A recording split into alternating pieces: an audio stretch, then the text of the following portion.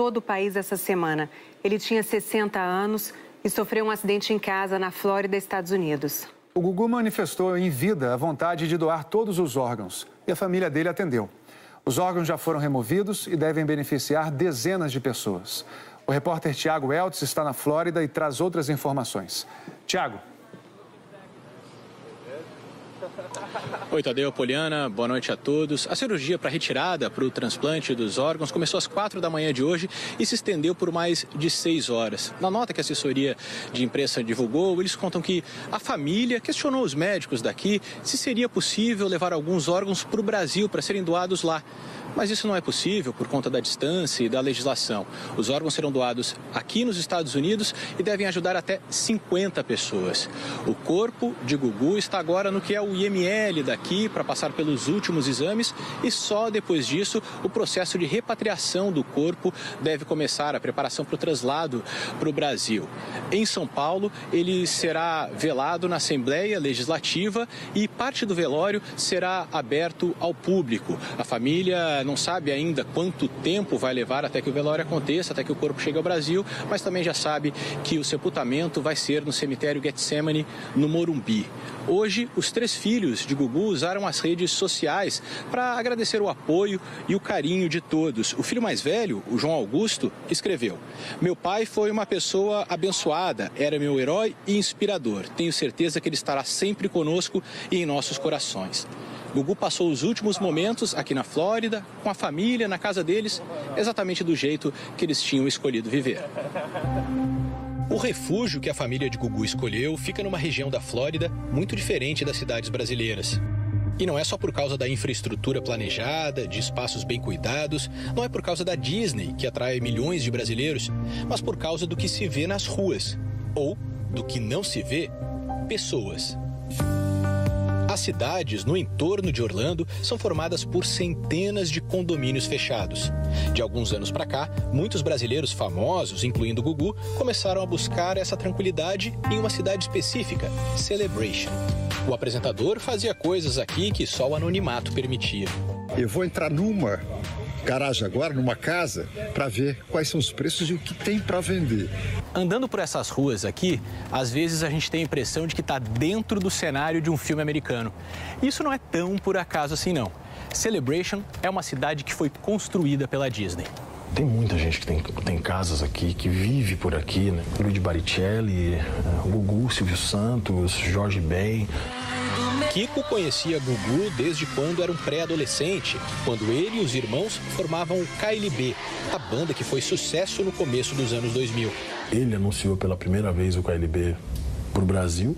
A partir de então a gente começou a frequentar o programa dele, né, quase que toda semana. Na última vez que falou com Gugu, eles planejaram um encontro que nunca aconteceu.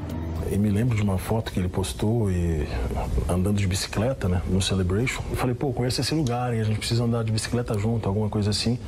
Os planos de Xande e Carla Pérez com o padrinho de casamento também foram interrompidos. O casal mora em Celebration.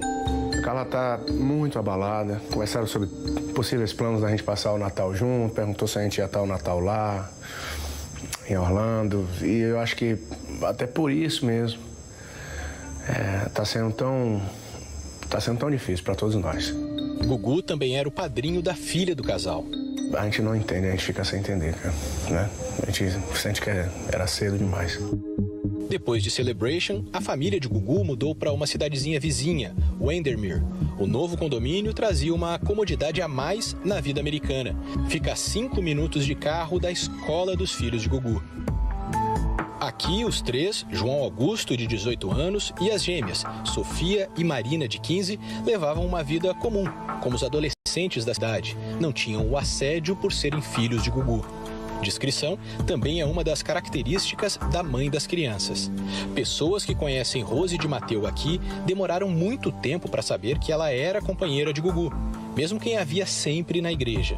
Eu só fiquei sabendo depois que eu fui visitá-la. Lécio Dornas é o pastor da Igreja Batista que Rose passou a frequentar há alguns anos. veio participar de um culto, já foi ali, ficou impressionada, foi tocada, sentiu-se bem, né? Já nos procurou, participa todos os domingos de manhã. Todo domingo de manhã, todo domingo. E foi para o pastor uma das primeiras ligações de Rose logo depois do acidente. Imediatamente ela ligou pedindo oração, muito já nervosa, chorando, impactada com o que estava acontecendo, né? Não foi só para mim, já colocou num grupo de mulheres pedindo oração. A igreja fica a menos de 10 minutos do condomínio onde a família mora. Eles já estavam aqui há alguns anos, mas 4 meses atrás mudaram dentro do condomínio mesmo. A casa nova é essa, tem quase 700 metros quadrados, 2 andares e um pé direito alto. Essa casa aqui fica no mesmo condomínio, é vizinha da casa do Gugu. As casas aqui seguem um padrão parecido, elas são grandes, mas têm plantas diferentes. Mas aqui a gente consegue ter uma ideia da altura que o apresentador caiu. Daqui onde eu estou até o teto, até onde estão as saídas de ar-condicionado ali, são 3,60 metros. De acordo com a nota oficial da assessoria de imprensa do apresentador, ele havia entrado no forro da casa para fazer algum reparo no ar-condicionado. O piso do forro é de gesso, não suporta o peso de uma pessoa. Para caminhar ali em cima, é preciso pisar nas vigas. Não se sabe o que aconteceu, mas Gugu caiu pelo gesso, um andar para baixo. Guilherme Lipski é um neurocirurgião brasileiro chamado pela família para acompanhar o Gugu no hospital. E aí, numa altura de 3,5 metros, 4 metros, caindo em pé um adulto, a gente espera uma fratura de calcanhar, eventualmente uma fratura de bacias, mas nunca bater a cabeça diretamente, não é? Então, para ter acontecido o que aconteceu na gravidade, eu acho que ele deve ter desfalecido num dos momentos iniciais da queda. Possivelmente bateu a cabeça contra o teto e aí desfaleceu e caiu sem defesas. Com a queda, Gugu fraturou o osso temporal direito, o que causou uma hemorragia meningiotraumática. O sangramento se espalhou ao redor do cérebro. A maioria dos protocolos de atendimento de trauma internacionais dizem não investir. Porque se você investe e você faz medidas, vamos dizer, heróicas, você acaba acarretando um sofrimento muito grande para o paciente, que vai ficar meses internado em coma grave. A chance de morrer é alta e se não morre, há uma chance muito grande de entrar em estado vegetativo persistente. Depois de 2 dias, foi confirmada a morte encefálica. Na dor da família, a solidariedade. A decisão de doar os órgãos respeitou uma vontade de Gugu. Havia o desejo da família de doar o coração para um brasileiro, não é? Mas infelizmente isso não é possível porque o tempo de transporte seria demasiado longo e a chance de se perder o órgão seria grande. O coração e outros órgãos foram doados e até 50 americanos podem ser beneficiados. Na última quarta-feira, Gugu repetiu uma rotina que fazia há anos. Quando teve um tempo livre, voou para ficar com a família. Foi com os filhos e a companheira que ele passou seus últimos momentos. E a gente acolheu de surpresa, mas Deus estava cuidando da gente até nesse detalhe. Houve um último abraço na esposa. Ou um beijo, houve um último beijo, um último abraço nos filhos, né? Houve um último encontro com aquele núcleo familiar tão importante para a nossa vida.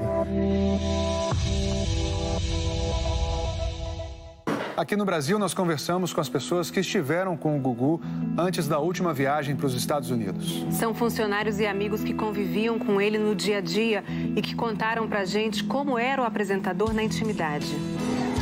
A gente perdeu um cara que era muito importante, não somente para os artistas, né? Para a música brasileira.